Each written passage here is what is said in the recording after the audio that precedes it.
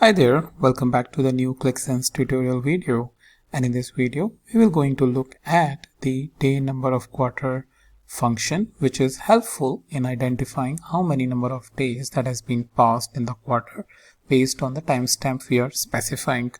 Also, by default it will start from 1st of Jan as that's where the quarter of the calendar year start or the calendar quarter start. But if you're following any fiscal year as well, you can specify that start month where 2 indicates Feb, 3 indicate March, so on and so forth up to December. Alright, so how we can do this? Let's go to the data and let's say we want to identify how many number of days that has been passed in the quarter for invoice received date. So if you want to calculate that, we will say we'll create one more table, day in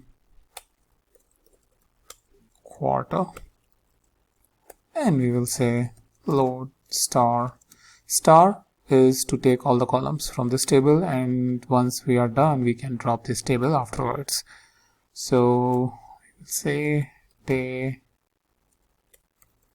number of quarter and then specify the invoice received date as days in quarter. So the column name we have given to this function, we will specify or reference the table using the resident keyword, and the reference table is pay table, and that is it.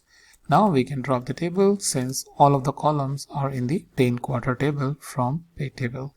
So drop table, pay table, that is it.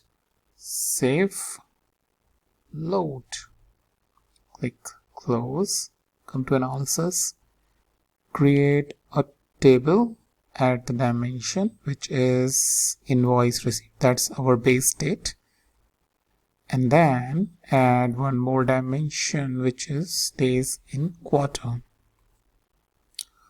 Alright, so let's go down. Alright, so as you can see, you have got the day number of quarters, so that is like you have 91 days because or in general you have 90 days in a quarter, but some quarters are exceptions because of leap year or because of 31 days of quarter. So 20th of March is 88th day, 10th of December is 71 day in the last quarter, and similar calculation you can do it in the front end as well. So for that I'll add the column which is measure, and we will go into the expression editor and say day number of quarter INV received date. I'll click apply. So that's your date, right? And now we can also specify the start month. Let's say our start month is 3. So after invoice received date, I will specify 3 and press tab, and it will change accordingly because now the month is, for this particular calculation, month is starting from March, and from 1st of March till 28th of March you have 28 days.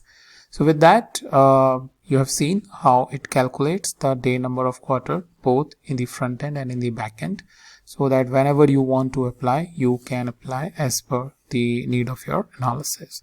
So that's mainly I wanted to discuss in this video, and I'll meet you in the new video with a new topic.